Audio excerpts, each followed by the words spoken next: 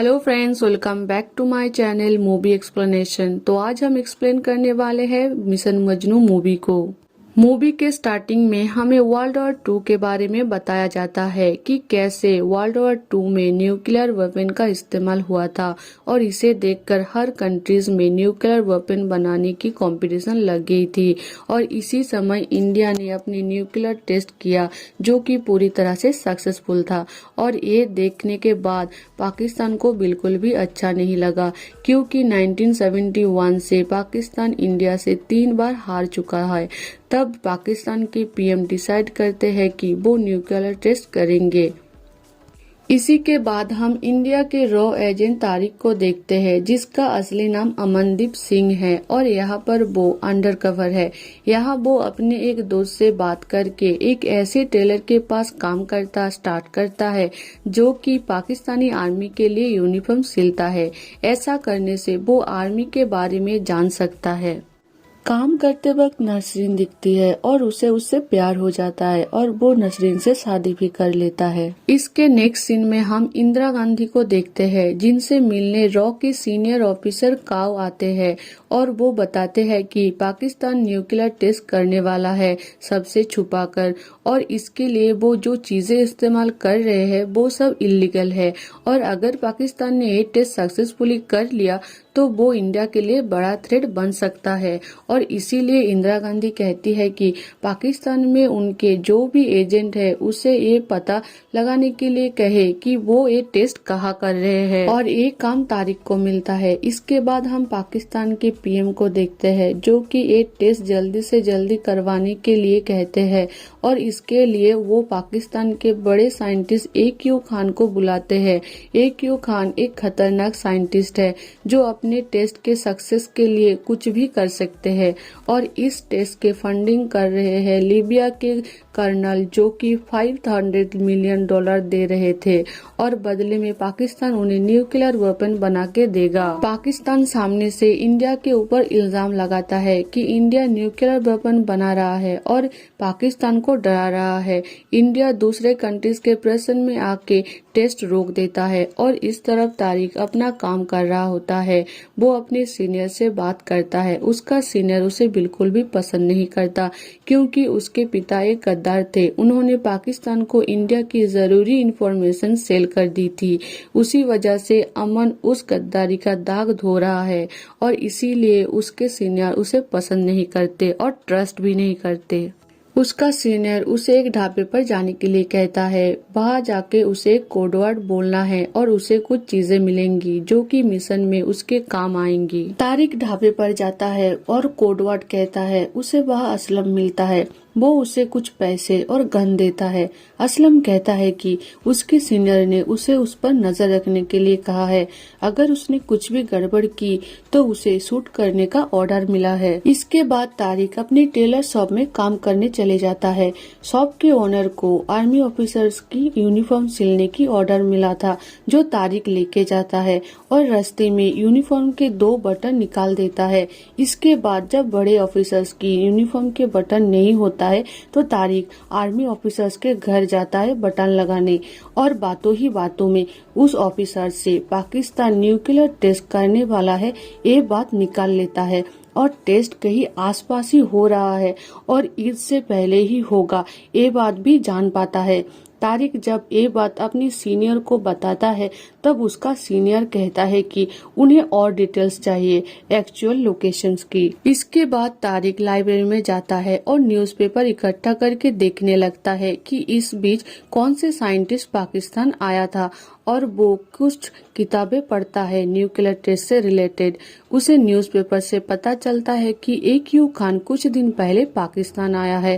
तारिक को समझ आ जाता है कि AQ खान न्यूक्लियर टेस्ट करने के लिए ही यहाँ आया है। इसी बीच तारिक की वाइफ नसरीन प्रेग्नेंट हो जाती है और एक दिन जब वो टॉयलेट जा रही होती है तब वो तारिक को इंडियन टॉयलेट और फॉरेन टॉयलेट के बारे में कुछ बातें बताती है, जिससे तारिक को याद आता है कि AQ खान की बीवी एक फॉरेनर थी, तो हो सकता है कि उनके बाथरूम में भी शायद फॉरेन टॉयलेट होगा।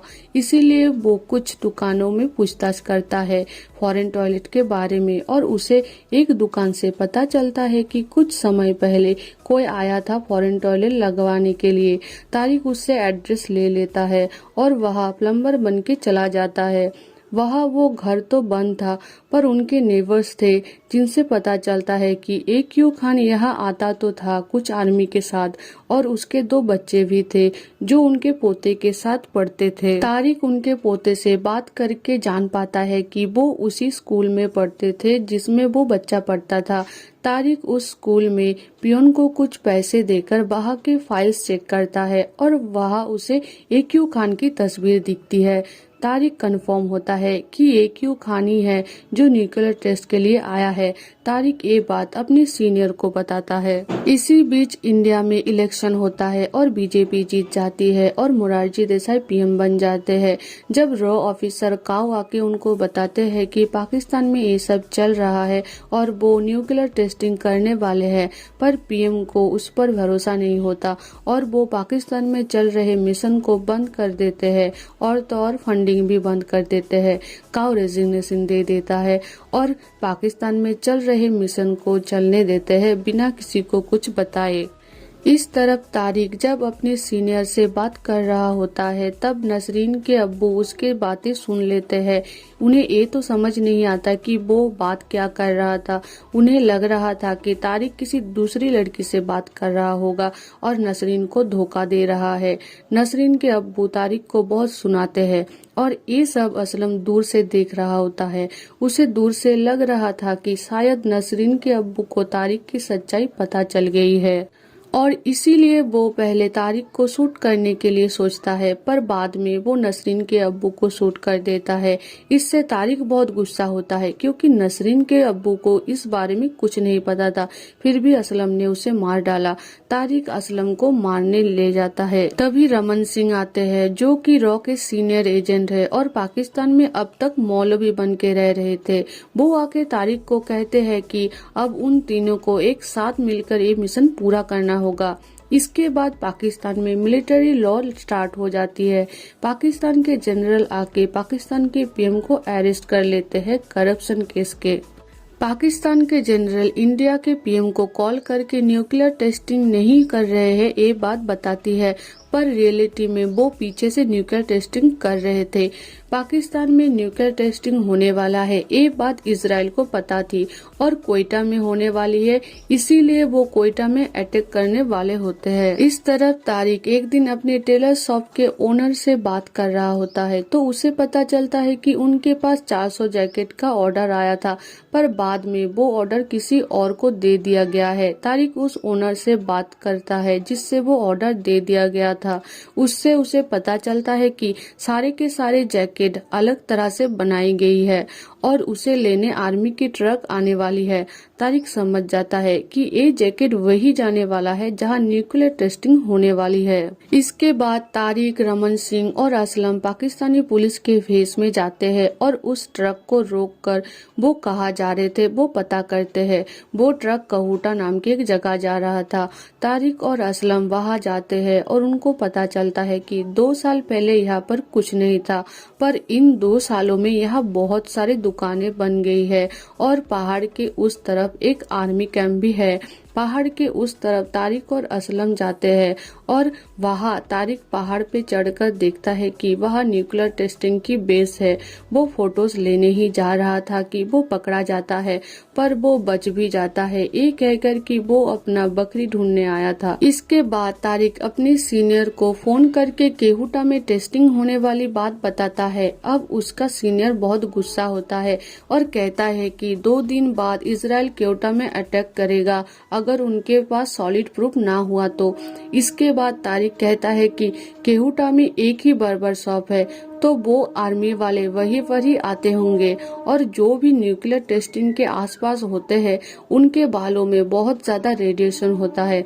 तो अगर तारिक वहां से बालों का सैंपल ले आता है तो इजीली उन बालों को टेस्ट करके पता लगा सकते हैं कि वहाँ न्यूक्लियर टेस्टिंग होने वाला है। वो केहुटा में बार्बर शॉप में जाता है और एक आर्मी ऑफिसर के बाल चुरा ले आता है। इसके बाद तारिक रेलवे स्टेशन आता है और लाहौर के ट्रेन में जाने के लिए एक आदमी को बेहोश करके उसकी पगड़ी और आईडी ले लेता है और वो अपनी पगड़ी में बालों को रख लेता है। इससे उस पर कोई शक नहीं करता। इसके बाद वो ट्रेन के लोगों से बातों ही बातों में एक लेडी के बैग के अंदर वो बाल रख देता है और अगले स्टेशन में उतरने ही वाला होता है कि पुलिस को पता चल जाता है कि ट्रेन में एक पैसेंजर किसी को मारकर उसके टिकट में चढ़ा है। इसके बाद पुलिस तारिक को पकड़ने जाती है और वहाँ फाइट होती है। तारिक कैसे भी पुलिस से बचकर ट्रेन से कूद जाता है और रमन और असलम के साथ चला जाता है। इसके बाद वो अपनी सीनियर को कॉल करके बालों का गुच्छा कौन से लेडी के पास है बताते हैं। ट्रेन जब इंडिया पहुंचती है तब पुलिस आके उस लेडी के बैग से प्रूफ लेके टेस्टिंग के लिए देते हैं। टेस्टिंग में रेडिएशन की मात्रा बहुत ज्यादा पाई जाती है जो कि न्यूक्लियर टेस्टिंग में केहुटा में होने वाली है। इजराइल अटैक करने ही वाला होता है कि तभी उनको ये इन्फॉर्मेशन भेज दिया जाता है। इसके बाद रॉ के ऑफिसर्स इंडिया के पीएम को आके ये सारी बात बताते हैं और जंग की तैयारी करने के लिए कहते हैं। पीएम मोरारजी देसाई पाकिस्तान के जनरल को कॉल करके कहते हैं कि उनको न्यूक्लियर टेस्टिंग बंद करनी होगी क्योंकि इंडिया को उन पर अटैक करने के लिए 15 मिनट्स भी नहीं लगेंगे। पाकिस्तान के जनरल तभी टेस्टिंग रोक देते हैं और उनको समझ आ जाता है कि पाकिस्तान में इंडिया की कोई जासूस छुपा है। वो अपने सारे सोर्स लगा देते हैं उनको ढूंढने के लिए। यहाँ उन्हें असलम के बारे में पता चलता है और वो उसे मार देते हैं। एक एक करके वो सभी को मार रहे थे। उनको तारिक के बारे में भी पता चल जाता है। तारिक नसरीन को लेकर दुबई के फ्लाइट पकड़ने के लिए जा रहा होता है। एयरपोर्ट में तारिक देखता है कि वहाँ आर्मी वाले पहुँच चुके हैं और उसे ढूंढ रहे थे। अब तारिक के पास कोई ऑप्शन नहीं होता है। अगर आर्मी को पता चला कि नासरीन उसके साथ है तो वो नासरीन को भी मार देंगे। इसीलिए नासरीन को फ्लाइट में आगे भेजकर आर्मी की अटेंशन अपनी तरफ करते हुए वो उनसे फाइट करता है और वहीं पर ही मारा जाता है। नसरीन अकेले ही दुबई पहुंचती है और उससे काव मिलता है और तारिक के एक लेटर पढ़ के सुनाता है कि उसका असली नाम अमरदीप सिंह है और वो इंडिया का एक रॉ एजेंट है। और मूवी यहाँ पर ही खत्म हो जाती है।